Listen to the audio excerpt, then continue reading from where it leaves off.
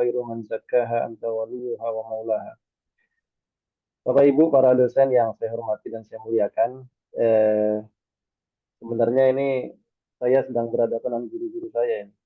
Ya, lebih tepatnya dulu saya pernah punya adik kuliah di Gunadarma sekitar tahun 2011 masuk sampai 2015 atau 16 atas nama mahasiswa bernama Ulin Nuha dari Jawa Tengah gitu. Kalau Bapak Ibu barangkali kalau ada yang pernah ngajar atau mungkin karena muridnya mahasiswanya banyak banget ya pastinya nggak akan ingat satu persatu.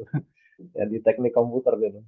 Alhamdulillah mewakili adik saya tentunya saya mengucapkan jazakumullah salam jazak kepada para dosen yang pastinya saya yakin sudah pernah mengajar adik kami, mendidik adik kami atas semua ilmu dan segala kebaikan yang telah diberikan kepada adik-adik kami, bimbingan dan lain sebagainya. Dan Alhamdulillah ilmunya juga sangat bermanfaat sampai dengan hari ini.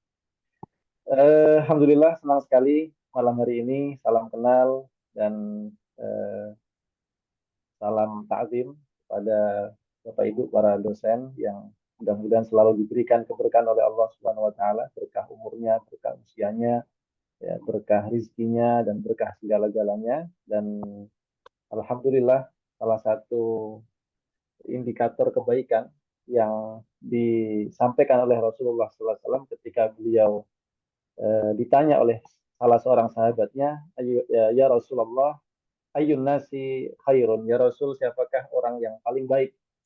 Maka Rasul mengatakan, khairun nasi man tala umruhu wa hasuna amaluhu. Orang yang paling baik itu adalah orang yang Allah panjangkan usianya, lalu baik amalnya. Itulah orang yang terbaik. Allah berikan kepadanya umur yang panjang, lalu kemudian umur yang panjang itu dia isi kehidupannya dengan banyak amal kebaikan. Dan sebaliknya, sahabat Nabi juga bertanya, ayun nasi syarrun, siapakah manusia yang paling buruk?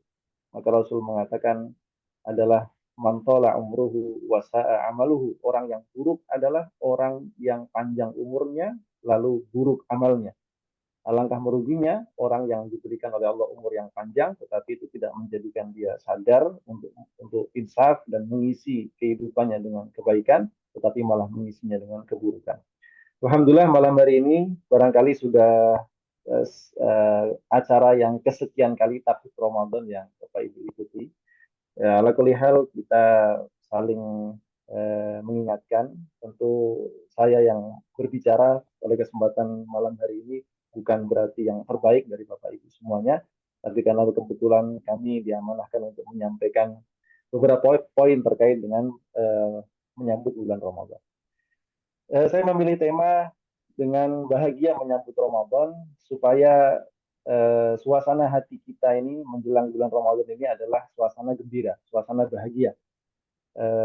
Karena bagaimanapun suasana hati kita dalam menghadapi bulan Ramadan akan memiliki peran yang sangat besar dalam menentukan aktivitas kita di bulan Ramadan. Maksimal atau tidaknya aktivitas kita di bulan Ramadan diantaranya ditentukan dengan bagaimana kita menyikapi datangnya bulan Ramadan. Nah, tentunya sebagai orang yang beriman, ya, kita sangat bergembira dengan hadirnya bulan Ramadan karena ini bulan yang sangat istimewa. Bahkan Ibnu Jauzi mengatakan kalau kita berbicara tentang Ramadan sama dengan kita berbicara tentang kemuliaan Nabi Yusuf di antara 11 orang saudaranya. Karena Nabi Yusuf 12 bersaudara, laki-laki semua, tidak ada yang menjadi nabi, tidak ada yang menjadi rasul, ya, kecuali beliau. Maka bisa kita bayangkan kemuliaan seorang nabi dari selain nabi. Kalau kita berbicara tentang Ramadan, maka kita seperti berbicara tentang kemuliaan malaikat Jibril di antara semua penduduk langit.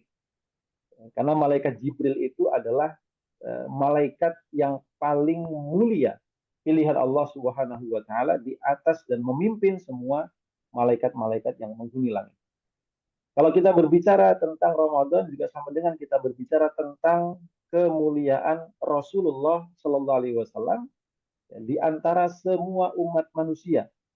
Dan tentu ya Rasulullah pernah menyampaikan keutamaanku dibandingkan kalian adalah seperti apa namanya bulan purnama di antara bintang gemintang. Tentu tidak akan ada yang mengalahkan indahnya bulan purnama. Jadi begitu besarnya kemuliaan bulan Ramadan ini sehingga Rasulullah SAW pun juga menyampaikan kegembiraan itu kepada para sahabatnya dengan menyampaikan atakum syahrun mubarak, telah datang kepada kalian bulan yang diberkahi. Syahrul Ramadan yaitu bulan Ramadan. Bapak Ibu yang dimuliakan Allah Subhanahu wa taala, kalimat keberkahan itu memiliki makna subutul khair wa nama'uhu, yaitu menetapnya suatu kebaikan dan bertumbuhnya kebaikan. Jadi kalau kita katakan sesuatu itu berkah, maka ada kebaikan yang menetap, melekat pada sesuatu itu, bahkan kebaikan itu terus berkembang, terus bertambah. Kalau kita diberikan oleh Allah umur yang barokah, maka berarti ada banyak kebaikan pada umur itu, bahkan kebaikannya terus bertambah. Kalau kita diberikan oleh Allah rizki yang barokah, maka ada kebaikan yang melekat pada rizki dan harta tersebut, bahkan kebaikan itu terus bertambah. Kalau kita diberikan oleh Allah pasangan atau anak yang barokah, maka ada kebaikan yang melekat pada pasangan dan anak itu, dan kebaikannya akan terus berkembang dan terus bertambah. Nah, ketika disampaikan Syahrul Mubarak, bulan yang diberkahi, artinya ada begitu banyak kebaikan yang melekat pada bulan Ramadan yang tidak ada di bulan-bulan yang lain, dan kebaikan itu terus bertambah, terus meningkat. Sebagaimana apa namanya eh, kebaikan-kebaikan itu ya, terus berkembang, ya, layaknya orang yang bersyukur, la in syakartum la azidannakum, ketika disyukuri nikmat itu ya maka keberkahannya muncul, yaitu dengan dalam bentuk bertambahnya kenikmatan yang diberikan oleh Allah Subhanahu wa taala. Bapak Ibu yang dimuliakan oleh Allah Subhanahu wa taala, Rasulullah menyebut dengan Syahrul Mubarak, bulan yang diberkahi. Karena itu kita mendapati satu istilah yang sering disampaikan di negeri kita yang kita cintai ini tentang datangnya tamu agung, datangnya tamu yang mulia.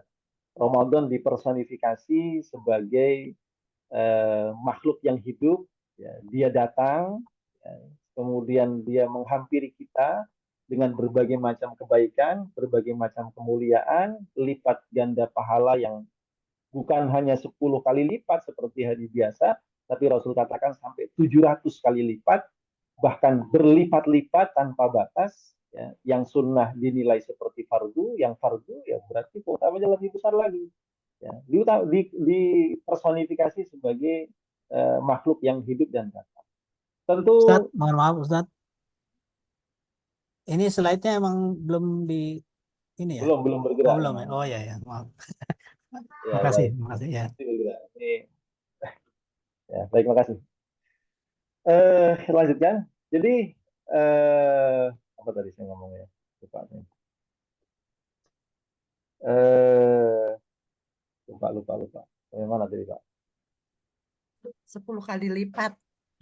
Berlipat-lipat. Jadi karena dipersonifikasi sebagai tamu gitu ya, kita biasanya kalau misalkan kampus ya Gunadarma mendapatkan informasi bahwa sebentar lagi seorang pejabat negara katakan gitu akan datang ya, dengan membawa begitu banyak bantuan yang amat sangat dibutuhkan oleh Gunadarma. Saya rasa pasti pihak Gunadarma dari pihak rektorat sampai yang paling bawah mahasiswa pasti akan sibuk mempersiapkan berbagai macam hal untuk menyambut kedatangan tamu yang mulia. Ya, karena kedatangannya membawa banyak kebaikan. Dan boleh jadi kita sebagai panitia penyambutan mungkin tidak bisa tidur berhari-hari karena memikirkan bagaimana supaya kehadiran tamu ini bisa disambut dengan baik, dengan meriah, tamunya senang, tamunya bahagia, dan dia memberikan kebaikan yang dia bawa, bahkan kalau perlu, kalau bisa kebaikan yang dibawa itu melebihi ekspektasi kita, dan bagaimana tamu itu juga ketika dia pulang kembali meninggalkan kampus kita juga dalam keadaan bahagia. Ya. Jadi ini termin apa istilah yang amat sangat menarik ketika disilakan dengan tamu yang mulia. Karena itu kita berharap bahwa perasaan kita di dalam menyambut bulan Ramadan ini ya, diselimuti dengan kegembiraan. Karena begitulah Allah Subhanahu wa taala memerintahkan kepada kita ya, untuk bergembira dengan datangnya berbagai macam nikmat, karunia, keutamaan dan rahmat dari Allah Subhanahu wa taala.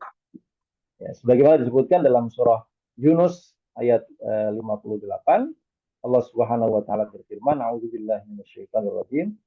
Qul bi fadlillahi wa bi rahmatihi fabidzalika falyafrahu huwa khairum mimma yajma'un." Kata Allah, "Qul," katakanlah wahai Muhammad, bi fadlillah, disebabkan karena karunia dari Allah, wa bi rahmatihi, dan rahmat darinya. Fabidzalika, hendaknya dengan itu, falyafrahu, mereka bergembira, berbahagia. Huwa khairum mimma yajma'un, kegembiraan atas karunia dan rahmat Allah itu jauh lebih baik dibandingkan kegembiraan dari mengumpulkan isi dunia.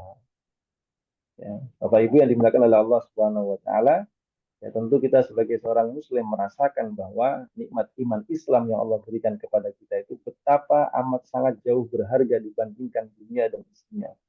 Bahkan kalaupun seandainya ya, iman kita ini harus ditukar dengan dunia dan isinya, kita pasti tidak akan rela. Ya, kita pasti tidak akan rela. Karena iman Islam ini menjadi satu sebab utama yang menyebabkan kita selamat dan bahagia dunia dan akhirat. Ya. Makanya juga begitu pula dengan kehadiran Ramadan ini sebagai bentuk karunia, sebagai bentuk rahmat yang Allah berikan, dia merupakan anugerah besar bagi umat ini, karena di bulan inilah kita benar-benar bisa panen ya, pahala, panen banyak kebaikan, dan di bulan inilah kita bisa mendapatkan kesempatan ampunan dari Allah Subhanahu wa taala, bahkan jaminan pembebasan dari api neraka. Bahkan di bulan ini kita bisa berusaha untuk mendapatkan keutamaan beribadah hanya satu malam yang pahalanya setara dengan beribadah selama 1000 bulan. Nah, itu hanya ada di bulan Ramadan, tidak ada di bulan yang lainnya. Tentu kalau dibandingkan dengan dunia dan isinya itu tidak ada apa-apanya. Bapak Ibu yang dimuliakan oleh Allah Subhanahu wa taala, sebagai gambaran tentang dunia, suatu hari ketika Rasulullah SAW itu bersama dengan para sahabatnya sedang berjalan, ya, beliau melewati seekor bangkai kambing ya, yang sudah dibuang di apa namanya di satu tempat gitu ya. Lalu Rasul bertanya kepada para sahabatnya, bagaimana menurut kalian tentang ya perasaan pemilik kambing yang sudah mati ini terhadap kambing yang mati? Ya. Maka para sahabat mengatakan, ya Rasul, kambing ini udah nggak berguna karena sudah mati, makanya dibuang oleh pemiliknya, nggak ada gunanya. Lalu Rasulullah SAW mengatakan, demi Allah, sungguh dunia ini ya, dengan segala isinya lebih rendah, lebih hina di sisi Allah dibandingkan rendah dan hinanya bangkai kambing ini di sisi pemilik asalnya.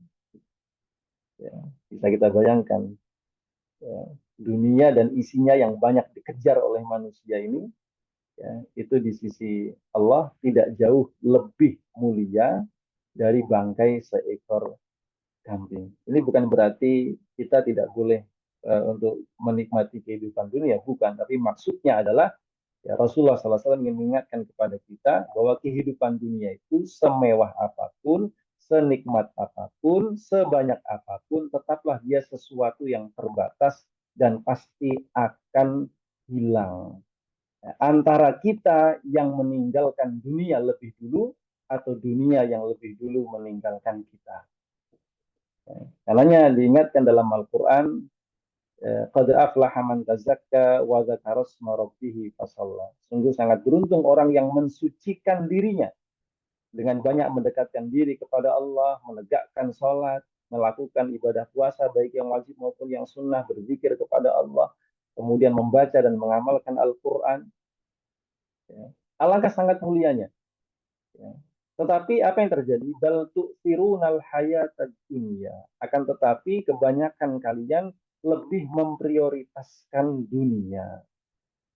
Padahal wal akhiratu khairun wa abqa, dunia itu lebih baik daripada dunia dan lebih kekal. Akhirat yang kekal, dunia yang lenyap. Ya. Bahkan Rasulullah SAW juga mengingatkan kepada kita, ya, alhaakumut takatsur hatta zurtumul maqabir. Bermegah-megahan telah membinasakan kalian sampai kalian masuk ke dalam liang kubur. Lalu Rasul mengatakan, yaqulu ibnu Adam mali mali. Manusia mengatakan, ini hartaku, ini rumahku, perusahaanku, ini asetku, ya, ini tanahku, dan lain-lain sebagainya. Semua diakui miliknya. Ya. Dan memang mungkin benar secara administratif tertulis ini milik si fulan. Ya. Tadi kata Rasulullah SAW, fahal min malihi, adakah dari harta yang dia akui itu, ya, yang benar-benar dia miliki, kecuali hanya satu, apa yang dia makan dan itu sudah habis. Ya. Jadi harta yang kita miliki sebanyak apapun, ya, tanah seluas apapun, perusahaan sebanyak apapun, harta sebanyak apapun, yang kita nikmati itu Pak, Ibu, satu, hanya yang kita makan. Sebanyak apapun harta manusia, yang dia makan sehari paling banyak, saya yakin, hanya 3 piring nasi. Dan beberapa kali cemilan. Setiap hari. Ya, dan itu saya yakin tidak akan menghabiskan sehari sampai puluhan juta, apalagi ratusan juta. Ya, satu, yang dia makan saja itu yang jadi miliknya. Yang dia makan masuk mulut, setelah melewati kerongkongan nikmatnya habis, ya, masuk ke perut, udah nggak ada nikmatnya lagi makanan itu, hilang. Ya. Yang kedua adalah kata Rasul, yang dia pakai kemudian lama-lama usang dan rusak. Baju ini sehari paling kita pakai paling banyak mungkin 3 setel. Itu pun paling jarang-jarang. Ya. Kalau sudah setengah tahun rusak, usang, kita buang, kita ganti yang lain. Ya. Kendaraan juga begitu, 5 tahun sudah terasa nggak nyaman, kita buang, kita ganti yang lain. Hanya itu yang kita nikmati, barang-barang yang kita pakai. Ya. Dan keduanya lenyap, yang dimakan habis, yang dipakai habis. Yang ketiga, ini yang masih ada. Wa ma tasaddaqa, dan apa yang dia sedekahkan, itulah yang masih ada bersamanya. Ya. Secara zahirnya di rekening udah nggak ada, karena disedekahkan. Secara zahirnya di dalam kantong nggak ada lagi ada, karena udah disedekain. Tetapi secara hakikatnya dia masih ada, menetap di sisi Allah. Bahkan tadi dia berkah, berkembang terus, ya, dan melipat gandakan pahala bagi orang yang melakukan. Jadi dari sekian banyak dunia yang dimiliki manusia itu, ya, ya hanya itu yang akan menjadi miliknya adalah apa yang dia sedekahkan, yang dia gunakan di jalan Allah Subhanahu wa Ta'ala. Karena itulah Ramadan ini datang kepada kita mengingatkan, oke lah, kita sudah 11 bulan sibuk dengan urusan dunia. Ya, pagi, siang, sore, malam, ya, kadangkala ya, kita sering mengalahkan kepentingan Allah, ya, dan lebih mementingkan urusan-urusan duniawi kita. Ya, maka Ramadan ini hadir kepada kita, marilah kita bergembira, kita berbahagia karena ini karunia Allah, ini rahmat Allah kepada kita, supaya kita benar-benar bisa memanfaatkan momen ini untuk mengejar ketertinggalan kita selama 11 bulan yang telah berlalu. Karenanya kalau ini disebut dengan tarhib. Tarhib itu artinya menyambut. Tarhib itu artinya menyambut. Ya. Dan sebenarnya ini kita menyambutnya agak terlambat. Kenapa? Karena sudah berapa hari lagi masuk Ramadan. Sementara Senin, kalau ikut Muhammadiyah berarti Senin tanggal 11. Kalau ikut pemerintah, belum tahu, kita belum ada pengumuman. Walaupun kemungkinan mungkin tanggal 12 ya. Ya, beberapa hari lagi. Kenapa kita sebut terlambat? Karena dulu orang-orang soleh zaman dulu, mereka itu menyambut Ramadan itu 6 bulan sebelumnya tarahibnya itu. Ya. Mereka berharap kepada Allah bisa bertemu dengan bulan Ramadan 6 bulan sebelumnya. Dengan apa? Berdoa kepada Allah. Jadi kalau kita biasanya berdoa itu mulai Rajab ya. Allahumma barik lana fi Rajab wa Sya'ban wa ballighna Ramadan. Orang-orang soleh dan orang-orang pilihan zaman dulu, mereka itu berdoa itu 6 bulan sebelumnya supaya disampaikan umurnya bertemu dengan bulan Ramadan. 6 bulan mereka minta supaya dipertemukan dengan bulan Ramadan, supaya bisa memanfaatkan dan bergembira dengan situasi Ramadan. Kemudian setelah Ramadan berlalu, 6 bulan berikutnya, pasca Ramadan, mereka berdoa lagi kepada Allah supaya amalnya selama Ramadan itu diterima oleh Allah Subhanahu wa Ta'ala. Karena itu kita melihat suasana yang sangat meriah, gegap gempita di antara kaum muslimin, tidak hanya di Indonesia, di seluruh dunia, luar biasa penyambutannya, kegembiraannya di dalam menghadapi bulan Ramadan, bukan semata-mata karena di bulan Ramadan banyak apa namanya menu makanan yang lezat dan tidak biasa kita temui di hari-hari biasa, ya, tapi lebih dari itu semua karena ada sajian rohiyahnya, sajian rohaninya, dan janji-janji kebaikan yang Allah berikan itu adalah merupakan satu hal yang amat sangat kita nanti-nantikan dalam kehidupan kita. Maka fabidzalika falyafrahu. Bergembiralah kita dengan bulan Ramadan. Baik Bapak Ibu yang dimuliakan oleh Allah Subhanahu wa taala, barangkali kita memerlukan hal-hal yang bisa menguatkan kegembiraan kita terhadap Ramadan supaya kita tidak hanya bergembira di awal dalam menyambut Ramadan, tapi supaya bagaimana kegembiraan itu juga terawat sampai akhir Ramadan. Nah, maka mengapa kita harus bergembira? Dan kenapa kita harus terus senang dan bahagia dengan Ramadan? Padahal kalau kita lihat situasi Ramadan itu secara zahir itu agak menyakitkan. Kenapa? Biasanya kita pagi sudah sarapan, siang makan lagi, bahkan di sela-sela pagi sampai siang kita kadang ada cemilan, ya, dan macam-macam kita bisa melakukan hal-hal yang diperbolehkan di luar bulan Ramadan. Di Ramadan kita benar-benar menahan itu semua, ya, menahan lapar, menahan dahaga, menahan hawa nafsu. Yang itu bukan sesuatu yang gampang sebenarnya, ya. Tetapi kita rela melakukannya. Ya. Demi apa? Demi satu hal yang ingin kita raih. Apa yang ingin kita raih? Dan apa yang ingin kita dapatkan? Maka itu yang perlu kita perkuat. Mengapa kita harus bergembira dengan datangnya bulan Ramadan? Yang pertama, Bapak Ibu yang dimuliakan Allah Subhanahu wa taala, mohon maaf ini tidak saya terjemahkan ya hadisnya. Saya cukupkan dengan poin judul di atas sudah mencakup semuanya. Yang pertama, kenapa kita bergembira dengan hadirnya Ramadan? Karena di situ ada peluang kita mendapatkan syafaat dari ibadah puasa yang kita lakukan dan dari Al-Quran. Ya. Syafaat itu apa? Syafaat itu pertolongan. Ibaratnya kalau ada mahasiswa daftar ke Gunadarma, ya, kayaknya dia dari sisi nilai itu ragu-ragu kok diterima apa enggak. Ya, maka dia cari cara gimana supaya saya bisa diterima oleh Gunadarma. Nah, mungkin dia cari orang dalam, Pak. Ya, atau bagaimana caranya supaya bisa masuk. Ya.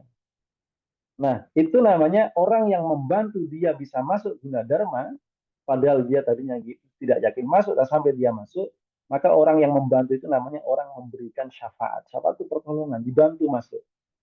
Ya. Kalau untuk urusan dunia, barangkali hal seperti ini kurang terpuji. Ya. Tapi kalau untuk urusan akhirat, ya, terus terang Pak, kita butuh orang dalam. Ya. Untuk bisa diterima amal kita, untuk bisa masuk ke dalam surga, kita butuh orang dalam.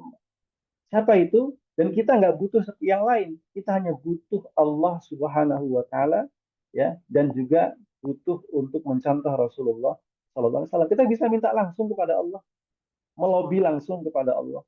Dan di antara cara kita melobi Allah supaya Allah memberikan kepada kita kesempatan untuk bisa bahagia di akhirat masuk ke dalam surganya adalah dengan wasilah syafaat, puasa, dan Al-Quran. Ya. Berarti ini menjadi dua poin yang harus kita perhatikan. Satu puasa, dua Quran. Dari Abdullah bin Amr bin As, Rasulullah SAW bersabda, Asyamu wal Quranu yashfa'ani lil abdi yaumal qiyamah. Bahwa ibadah puasa dan Al-Quran kelak pada hari kiamat akan memberikan syafaat kepada hamba. Yaqulus siyam, puasa akan berkata kepada Allah, Ay Rabb mana'tu ta'ama wa syahawati bin nahar fasyafi'ni fi. Ya Allah, sepanjang siang selama Ramadan, aku telah mencegah orang ini dari makanannya, dari minumannya, dari syahwatnya, dari semua kesenangannya. Maka izinkan aku memberikan syafaat kepadanya. Quran juga berkata, kalau tadi puasa itu di siang hari, Quran ngomong, Yaqulul Quran mana'tuhun nauma bil laili fasyafi'ni fi. Ya Allah, adapun aku Al-Quran, aku telah mencegah, mengurangi jatah tidurnya orang ini di malam hari karena sepanjang malam dia baca aku, dia baca Al-Quran, sehingga sampai dia terkurangi istirahatnya, terkurangi tidurnya, ya, maka izinkan aku memberikan syafaat kepadanya. Maka apa yang terjadi? Fayu syafa'an. Maka keduanya, puasa dan Al-Quran, diberikan oleh Allah kesempatan untuk memberikan syafaat kepada orang yang berpuasa di bulan Ramadan dan orang yang banyak membaca Al-Quran di bulan Ramadan. Nah, ini satu kesempatan. Ya. Bapak Ibu, barangkali kita memang tidak mendapatkan kesempatan bisa mati dalam keadaan syahid seperti saudara-saudara kita di Gaza, Palestina. Allah muliakan mereka dengan mati syahid meskipun secara zahir kelihatan amat sangat menderita dan menyakitkan. Tetapi itu kemuliaan dengan mati syahid. Ya, maka kalau kita tidak bisa mendapatkan kemuliaan mati syahid, ya, maka setidaknya kita bisa mendapatkan kemuliaan hidup bersama dengan Ramadan, yaitu dengan melaksanakan ibadah puasa dengan sebaik-baiknya, memenuhi adabnya, adab zahirnya, adab batinnya, ya, dan semua penyempurnanya, sekaligus juga memaksimalkan diri untuk berinteraksi dengan kitab suci Al-Quran. Nah, ini sepanjang bulan Ramadan, ya, maka apa yang menjadi alasan kita tidak bergembira dengan kedatangnya ibadah puasa dan Al-Quran di bulan Ramadan? Ini dua hal yang saya rasa sudah amat sangat menjanjikan, ya, untuk kita bergembira di bulan Ramadan. Yang kedua, Bapak Ibu yang dilakukan Allah Subhanahu wa Ta'ala, mohon nanti kalau waktunya sudah habis ya diingatkan, karena ini mungkin nanti bisa cukup panjang kalau diselesaikan semua. Sampai Yang jam berikutnya 9, Ustaz. 9. Ya. Baik, berarti 10 menit lagi. Baik. Yang kedua, Bapak Ibu, puasa menyelamatkan kita dari api neraka. Rasulullah SAW Al-Quran mendefinisikan orang yang beruntung, orang yang sukses itu adalah, ya, kullu nafsin dha'iqatul maut, setiap yang bernyawa pasti mati. Wa man zuhziha 'anil nar wa udkhilal jannah faqad faz. Orang sukses kata Quran adalah orang yang dijauhkan dari neraka dan dimasukkan ke dalam surga, ialah orang yang telah beruntung, sungguh telah sukses. Kata Rasul, asyamu junna wa hisnun hasinun minan nar. Puasa itu menjadi benteng yang sangat kokoh yang melindungi pelakunya dari api neraka. Tidak ada yang kita takutkan, ya, dalam pengadilan akhirat, ya, kecuali adalah, ya, beratnya, panasnya siksaan di dalam api neraka. Dan kemudian Bapak Ibu, puasa juga meninggikan derajat kita di sisi Allah Subhanahu wa Ta'ala. Ini hadis yang cukup panjang dari Thalhah bin Ubaidillah, yang ringkasnya Thalhah ini suatu hari ketika bersama Rasul, dia menyaksikan ada dua orang dari Yaman. Ini dua orang yang bersahabat, mereka berdua masuk Islam. Dan keislamannya sangat bagus. Ya. Dan salah satu di antara keduanya adalah orang yang amat sangat bersungguh-sungguh dalam ibadah dan kebaikannya dibanding yang lain. Ya. Hingga suatu kali datanglah kesempatan berjihad. Maka orang yang sungguh-sungguh ibadahnya ini ikut jihad sampai dia mati syahid. Ya, tentu kita tidak meragukan orang yang mati syahid itu pahalanya amat sangat besar. Dia bisa masuk surga tanpa hisab, bahkan bisa memberikan syafaat kepada 70 orang anggota keluarganya. Ya. Kematian yang amat sangat didambakan oleh setiap muslim. Sedangkan temannya yang satu ini, ternyata dia masih diberikan kesempatan hidup setahun kemudian. Barulah setahun kemudian dia meninggal dunia. Nah, setelah keduanya ini meninggal dunia, suatu hari Thalhah ini bermimpi. Seolah-olah dia berada di satu tempat yang sangat indah, yang oleh Thalhah dia tidak bisa membayangkan sesuatu yang lain tentang tempat itu kecuali itu pasti surga. Ya. Maka dia mendapati di depan surga itu ada dua orang yang meninggal tadi. Maka tidak lama ada sesosok yang keluar dari surga, lalu memerintahkan kepada salah satu dari keduanya, yaitu yang matinya belakangan, untuk masuk surga lebih dulu. Kemudian dia keluar lagi, baru menyuruh yang mati syahid masuk surga. Ya, jadi nomor 2 masuk surganya. Setelah itu keluar lagi, bilang kepada Thalhah, ya, kamu kembalilah karena kamu belum saatnya masuk ke sini. Nah, Thalhah terbangun dari mimpi itu, dia merasa takjub. Lalu kemudian dia cerita kepada para sahabat-sahabat yang lain, dan semua orang takjub dengan kok bisa yang matinya belakangan, tidak mati syahid, kok masuk surganya lebih dulu dari yang mati duluan dalam keadaan syahid. Maka berita ini sampai kepada Rasulullah SAW, lalu Rasul memanggil Thalhah, dan Rasul mengatakan, apa yang kalian herankan tentang hal itu? Ya Rasul, yang satu itu semangat ibadah, semangat beramal sampai dia berjihad dan mati syahid.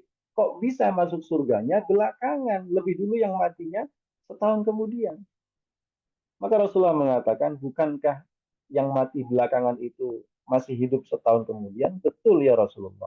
Bukankah dia melaksanakan sholat 5 waktu selama setahun kemudian? Betul, selama setahun lagi, betul.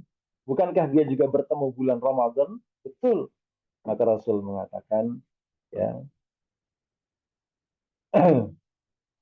sungguh jarak surga antara keduanya adalah seperti jaraknya langit dengan bumi. Jadi jarak surga antara keduanya itu seperti jarak antara langit dengan bumi. Ya. Kenapa? Berarti dia ada faktor tadi. Dia sholat, dia puasa di bulan Ramadan. Jadi Ramadan itu mengangkat derajat orang yang mati belakangan ini begitu tinggi di sisi Allah Subhanahu wa taala karena dia memang bergembira, bersenang-senang dan menikmati sajian berbagai macam ibadah-ibadah di bulan Ramadan dengan kegembiraan dengan penuh keikhlasan. Maka ini menjadi motivasi untuk kita semua. Ya. Baik. Kemudian Bapak Ibu dilakukan oleh Allah Subhanahu wa taala, puasa itu memang beda ya Ramadan. Rasul pernah mengatakan setiap amal soleh itu ada pintu surga. Kalau ada orang dipanggil dari pintu sholat, ada orang dipanggil dari pintu sedekah, ada orang dipanggil masuk surga lewat pintu haji, dan seterusnya. Setiap pintu surga itu ada nama-nama khusus sesuai dengan amalnya. Yang ahli sholat dipanggil dari pintu sholat, ahli sedekah dipanggil dari pintu sedekah. Tapi untuk puasa, Allah tidak kasih pintunya namanya pintu Ramadan atau pintu Siam, tapi disebut dengan pintu Ar-Rayyan. Ma makna Rayyan? Apa arti Ar-Rayyan? Rayyan itu artinya yang menghilangkan dahaga. Karena orang puasa itu menahan dahaga. Maka ketika dia kemudian bersungguh-sungguh di bulan Ramadan, kelak di surga, ketika dia masuk surga, ya, dia dipanggil dari pintu surga yang bernama Ar-Rayyan, ya, di mana dia akan diberikan keistimewaan oleh Allah Subhanahu wa taala. Di mana disebutkan bahwa pintu Ar-Rayyan ini hanya akan dimasuki oleh orang yang berpuasa pada hari kiamat, bukan yang lain. Ya. Dan setelah semua orang yang berpuasa itu masuk, maka pintu Ar-Rayyan itu akan ditutup oleh Allah Subhanahu wa taala. Maka beruntung di antara kita yang Allah berikan kesempatan bisa dipanggil dari pintu Ar-Rayyan. Kemudian Bapak Ibu yang Allah Subhanahu wa taala, selama bulan Ramadan kita diberikan kesempatan doa yang mustajab selama sebulan full, siang dan malam. Kalau di hari biasa kan kita suka mencari-cari waktu mustajab pada sholat, ya, kemudian sepertiga malam terakhir, kemudian saat sujud. Ya. Tapi di bulan Ramadan istimewanya sepanjang hari, sepanjang malam, selama sebulan penuh, semuanya adalah doa mustajab di sisi Allah Subhanahu wa taala.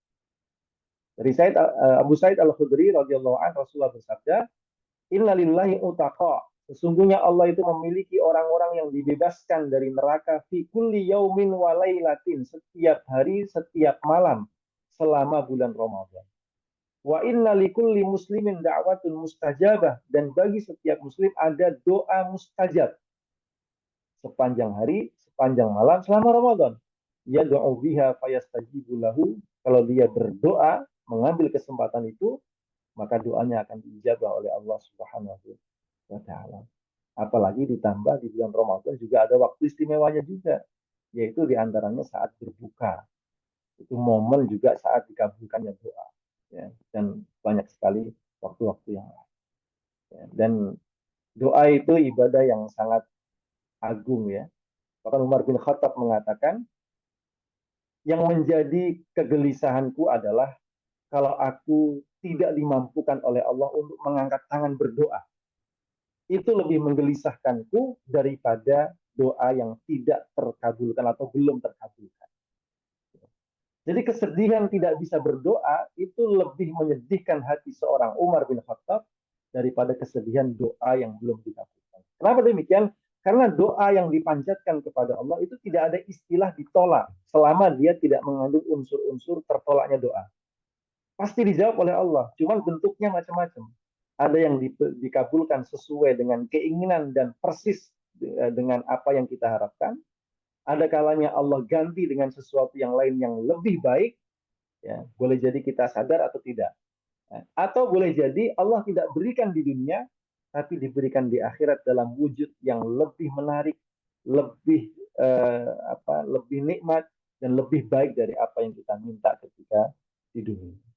Jadi tidak ada kamusnya doa yang dipanjatkan tidak dikabulkan, kecuali mengandung unsur-unsur tertolaknya doa.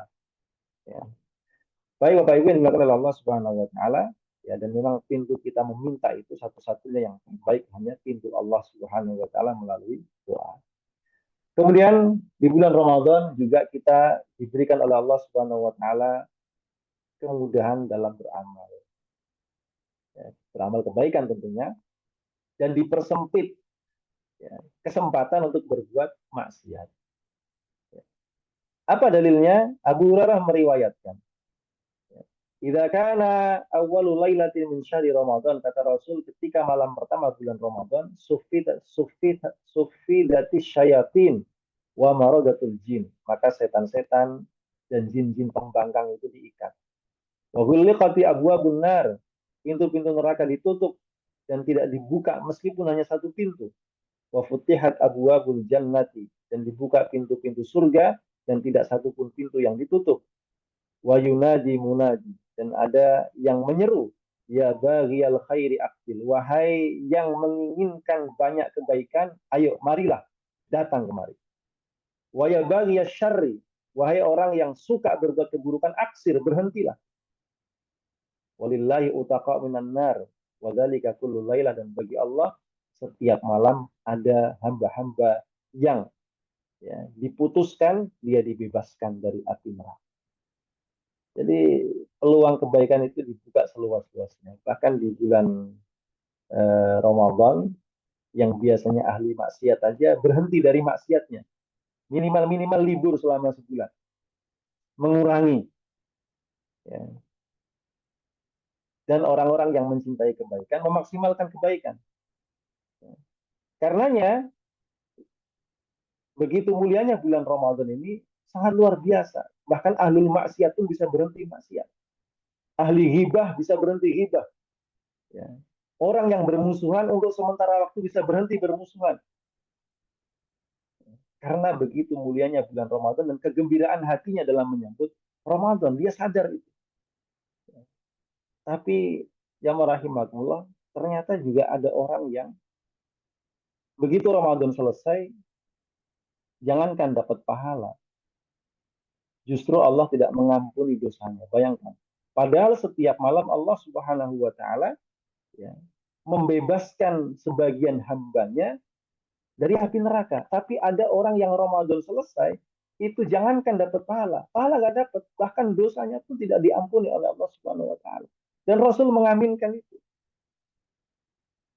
Mungkin ini yang terakhir yang saya sampaikan. Ya. Diceritakan suatu hari Rasul itu ketika naik ke atas mimbar Nabi itu adalah 3 anak tangga. Kalau Bapak Ibu yang pernah berkunjung ke Masjid Az-Zikra, itu kira-kira seperti itulah, 3 tangga. Ketika naik tangga pertama, Rasul bilang amin. Naik tangga kedua, Rasul bilang amin. Naik tangga ketiga, Rasul bilang amin. Para sahabat penasaran, nggak biasanya Rasul bilang amin. Ada apa ini? Apa yang Rasul aminkan? Amin itu artinya kabulkanlah ya Allah. Ya. Maka setelah itu semua Rasul kemudian tahu, sahabatnya pasti penasaran. Ya. Maka Rasul bertanya, kalian pasti bertanya kenapa aku mengucapkan amin? Benar ya Rasulullah, ada apa?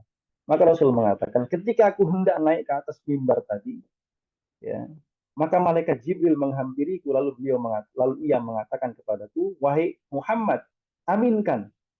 Apa itu?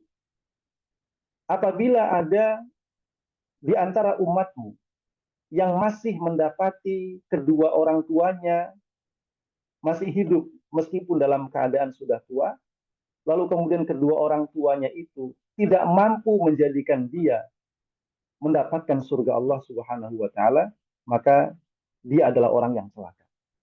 Maka Rasul mengaminkan.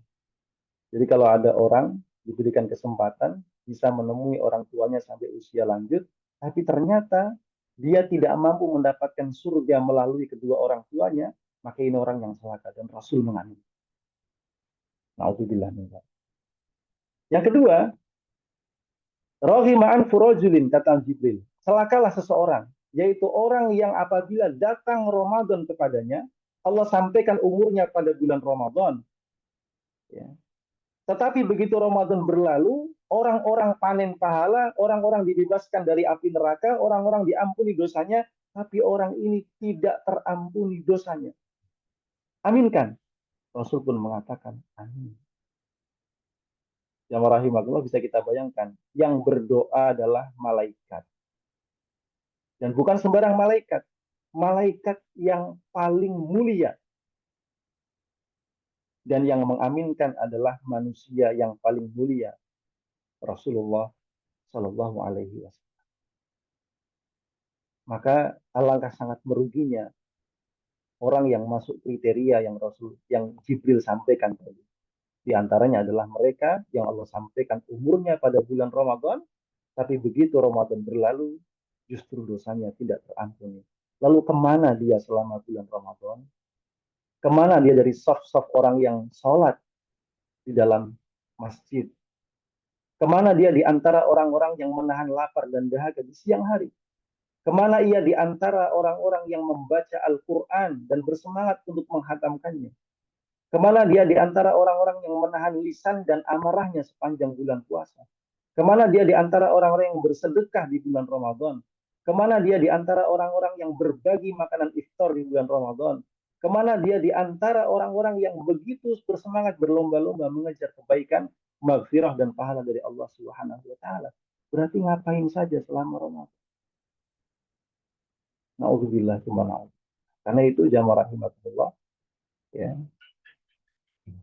Ada doa yang perlu kita baca, ya, menjelang Ramadan ini, supaya Allah sampaikan kita di bulan Ramadan itu, ya, dengan penuh kebaikan, dengan keselamatan, dan Allah berikan kepada kita kesempatan untuk bisa banyak maksimal beramal di bulan Ramadan, ya, dan supaya Allah Subhanahu wa taala kemudian juga menerima semua amal-amal yang kita lakukan. Itu yang bisa kita minta kepada Allah Subhanahu wa taala. Baik, demikian barangkali yang bisa kami sampaikan pada kesempatan malam hari ini. Ya, tentu masih banyak kekurangan dan masih banyak hal yang bisa kita gali dari keindahan menyambut Ramadan. Paling tidak minimal, mudah-mudahan setelah malam ini hati kita semakin bergembira dan bersemangat untuk menyambut Ramadan, ya, dengan penuh keimanan, dengan penuh semangat dan ibadah, dan sudah kita buat target-target yang ingin kita capai selama bulan Ramadan. Wallahu a'lam bishawab. Demikian, waktu saya kembalikan kepada MC. Baik, jazakumullah khairan pada Ustaz Raihan atas tausiahnya tentang bagaimana bergembira ya menyambut atau berbahagia menyambut Ramadan. Kami berikan kesempatan bagi Bapak Ibu yang ingin bertanya, baik melalui chat room ataupun langsung raise hand atau langsung open mic saja. Ini udah ada satu pertanyaan dari Pak Heri Susanto. Walaupun agak out of context, tapi mudah-mudahan Ustadz bisa memberikan pencerahan juga nih. Assalamualaikum Ustadz, yang saya hormati. Tolong bisa dijelaskan tentang hidayah itu apa? Terima kasih. Hidayah itu apa? Langsung dijawab, Pak Aisyah. Langsung aja, Ustadz. Waalaikumsalam warahmatullahi wabarakatuh, Pak Heri Susanto. Salam kenal. Hidayah itu adalah petunjuk dari Allah Subhanahu wa taala bagi hamba-hambanya, tidak hanya manusia, semua hambanya, ya, di dalam mendapatkan sesuatu yang membawa kebaikan dalam hidupnya dan dalam menolak sesuatu yang mendatangkan keburukan baginya. Itu namanya hidayah. Hidayah itu bertingkat-tingkat. Ada hidayah yang Allah berikan kepada semua makhluk, ya, dan ini mungkin lumrah kita sebut dengan insting. Ya, contoh, ya, kita lihat binatang-binatang itu memiliki insting.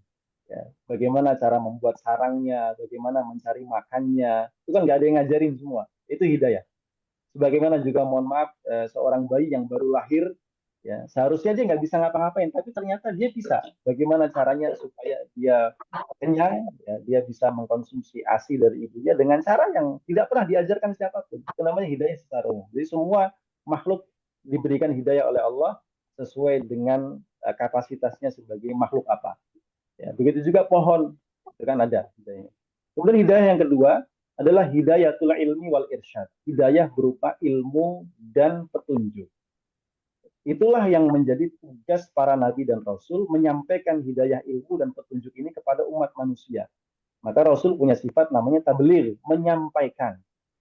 Maka tugas nabi hanya menyampaikan, tidak bisa untuk memastikan orang itu akan menerima hidayah.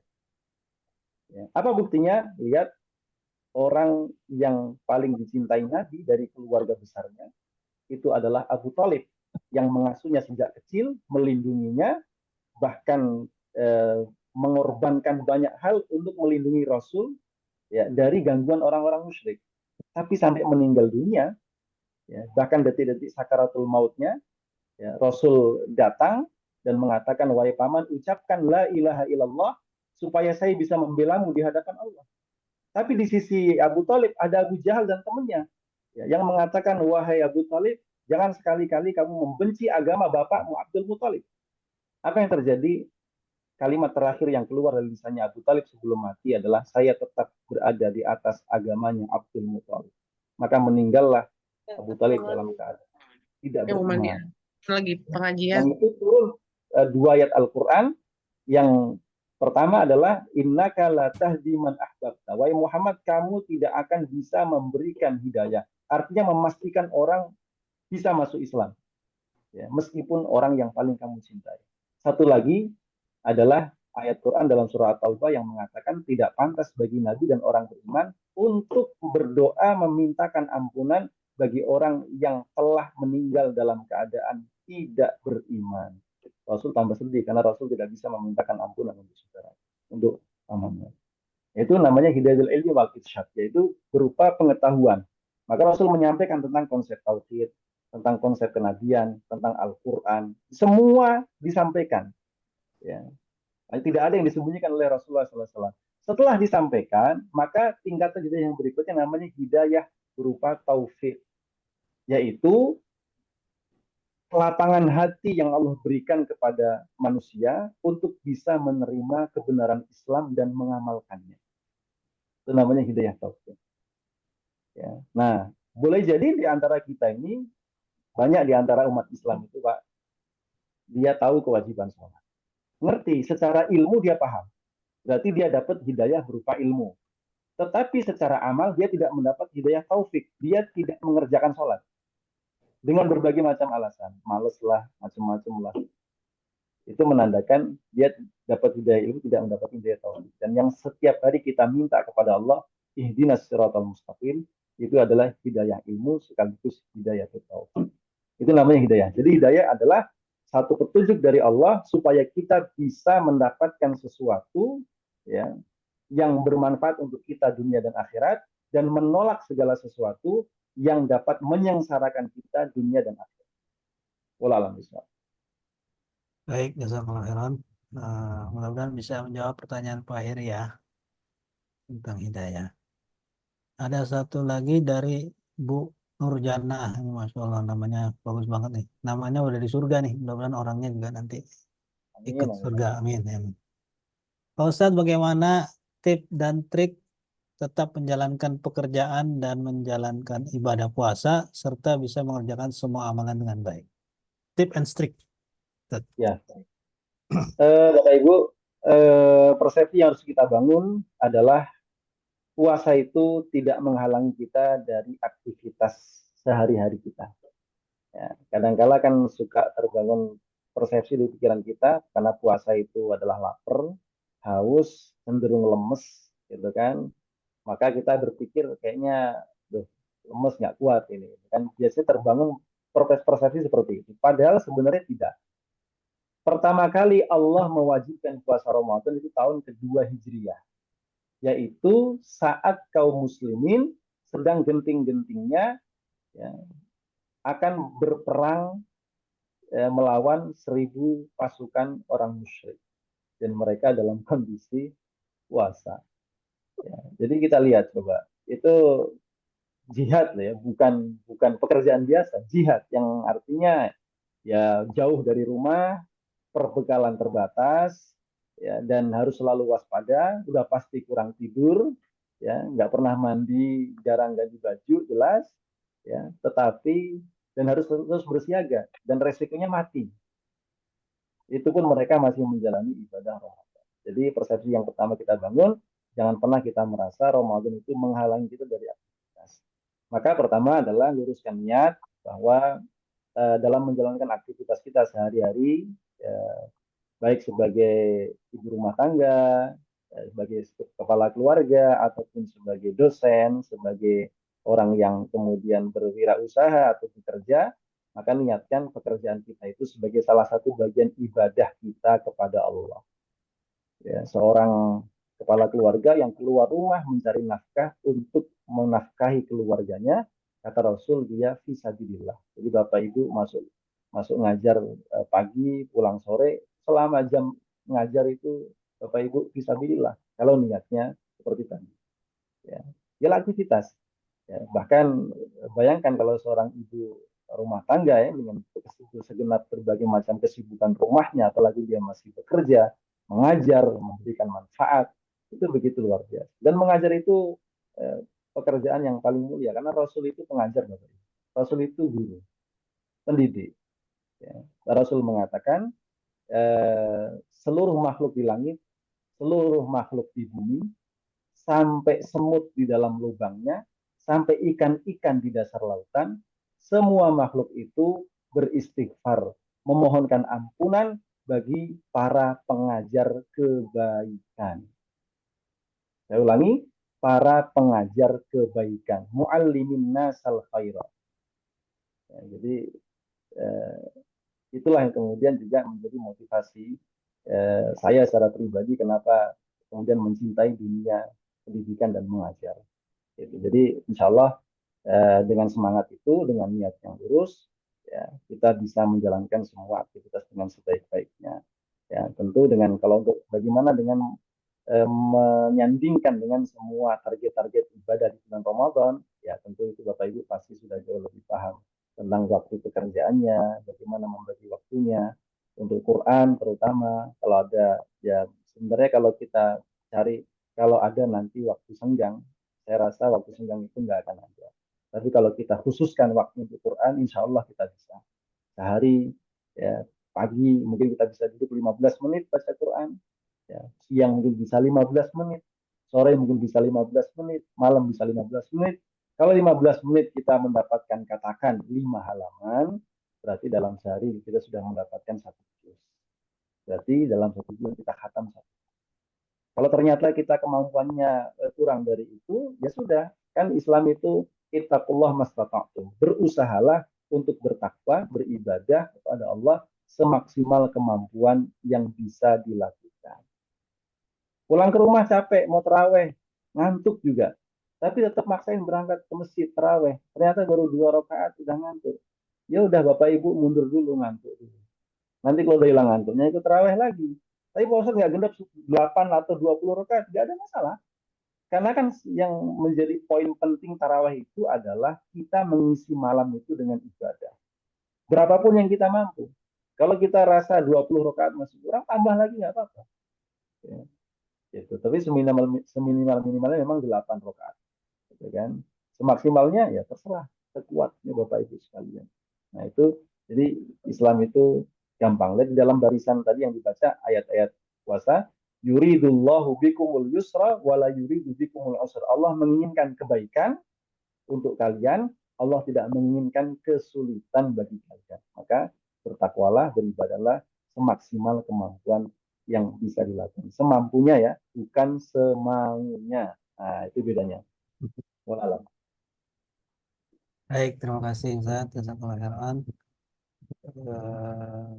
Satu lagi saya kira pertanyaan terakhir ya dari Mas Nano.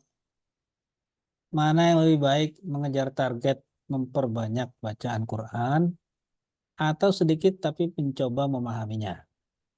Ustaz. Ya, baik.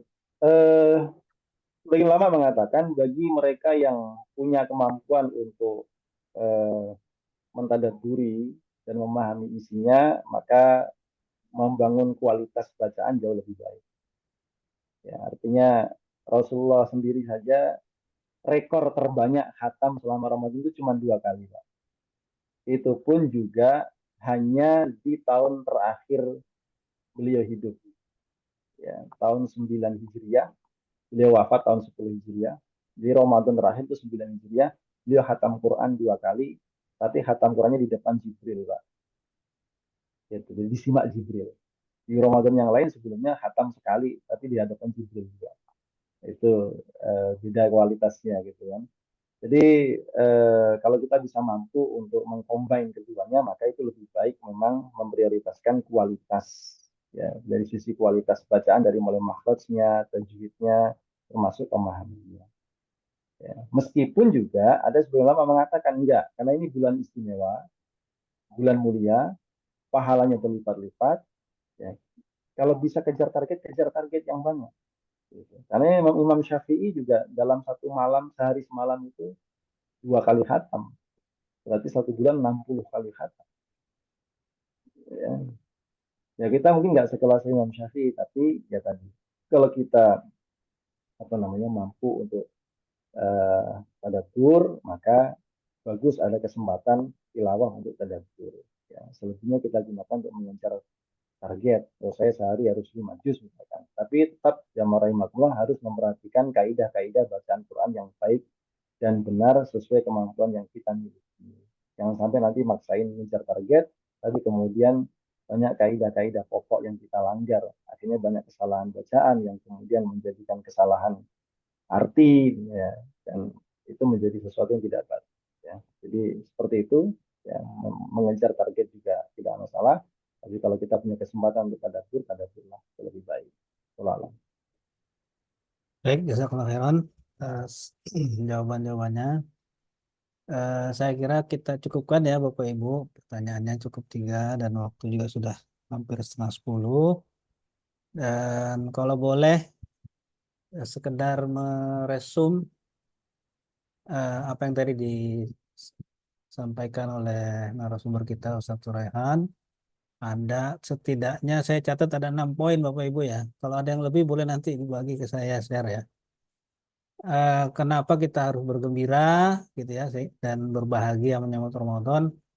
Karena ada syafaat, ada apa diselamatkan dari neraka, kemudian ditinggikan derajat di sisi Allah, dapat jalur khusus ya di surga namanya pintu Ar-Rayyan, kemudian doa-doa kita dikabulkan dan kemudahan di dalam beramal kebaikan. Namun eh,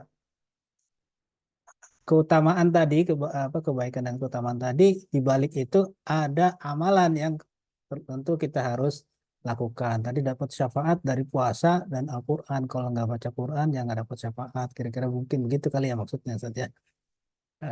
Terus diselamatkan dari neraka dengan puasa, ya juga ditinggikan derajat dan seterusnya ya. Termasuk juga dengan doa. Kalau kita jarang berdoa, ya mungkin juga tidak akan diijabah oleh Allah Subhanahu Wa Taala. Baik, ini saja barangkali eh, apa namanya oleh-oleh ataupun bekalan yang kita dapatkan dari tausiah Ustadz. Dan terakhir mungkin kami mohon kesediaannya Ustadz untuk memimpin doa sebelum acara kita ditutup. Baiklah, Ustadz. Baik, Bapak Ibu yang dimuliakan Allah Subhanahu wa taala, mari sama-sama kita berdoa kepada Allah, memohon dengan sangat supaya Allah memanjangkan umur kita dan juga memudahkan kita untuk banyak beribadah dan beramal soleh sehingga kita menjadi manusia terbaik. Kemudian semoga Allah sampaikan umur kita di bulan Ramadan tahun ini dan Allah mudahkan kita untuk mengisinya dengan berbagai macam kebaikan dan amal soleh. Ala hadiniyah wa likulli niyatin salihah al-Fatihah. أعوذ بالله من الشيطان الرجيم بسم الله الرحمن الرحيم الحمد لله رب العالمين إياك نعبد وإياك نستعين اهدنا الصراط المستقيم صراط الذين أنعمت عليهم غير المغضوب عليهم ولا الضالين آمين اللهم صل على سيدنا محمد وسلم ورضي الله تعالى عن كل صحابة رسول الله أجمعين. الحمد لله رب العالمين حمد الشاكرين حمد النعيم الحمد يوافي نعمه ويكافئ مزيده. يا ربنا لك الحمد ولك الشكر كما ينبغي لجلال وجهك الكريم وعظيم سلطانك. اللهم صل على سيدنا محمد وعلى آل سيدنا محمد. اللهم اغفر لنا ذنوبنا ولوالدينا وارحمهم كما ربونا صغارا. اللهم اغفر لنا ولإخواننا الذين سبقونا بالإيمان ولا تجعل في قلوبنا غلا للذين آمنوا ربنا إنك رؤوف رحيم. ربنا هب لنا من أزواجنا وذرياتنا قرة أعين واجعلنا للمتقين إماما. ربنا ليقيموا الصلاة واجعل أفئدة من الناس تهوي إليهم وارزقهم من الثمرات لعلهم يشكرون. اللهم بارك لنا في شعبان وبلغنا رمضان. اللهم بارك لنا في شعبان وبلغنا رمضان. اللهم بارك لنا في شعبان وبلغنا رمضان ووفقنا للعبادة والأعمال الصالحة يا أرحم الراحمين. ربنا تقبل منا إنك أنت السميع العليم وتب علينا إنك ربنا ظلمنا أنفسنا وإن لم تغفر لنا وترحمنا لنكونن من الخاسرين. لا إله إلا أنت سبحانك إنا كنا من الظالمين. ربنا آتنا في الدنيا حسنة وفي الآخرة حسنة وقنا عذاب النار. سبحان ربك رب العزة عما يصفون وسلام على المرسلين والحمد لله رب العالمين. Amin. Alhamdulillah, jazakumullah khairan sekali lagi pada Ustaz Raihan. Dan Bapak Ibu jangan keluar dulu, kita foto dulu ya. Sebelum kita tutup kita foto dulu. Silakan di open cam ya. Silakan. Saya remove dulu.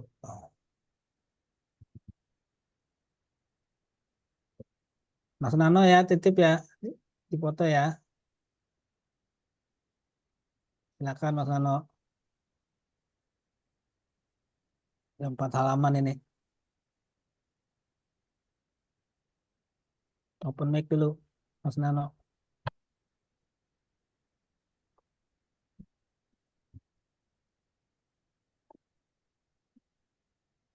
Atau siapa yang biasa?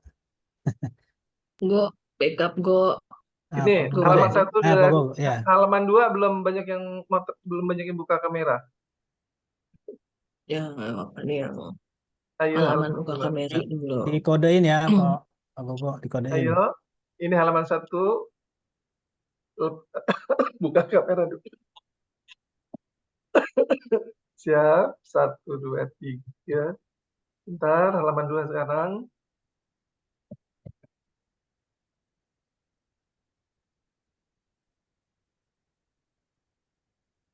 Halaman 2 masih banyak yang belum buka kamera. Nggak apa-apa, belum buka kamera. Ayo Bapak Ibu, dibuka kameranya. Nggak apa-apa, nggak ada.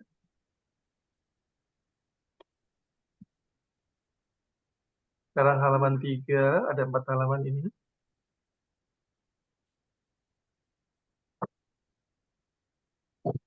Siap-siap.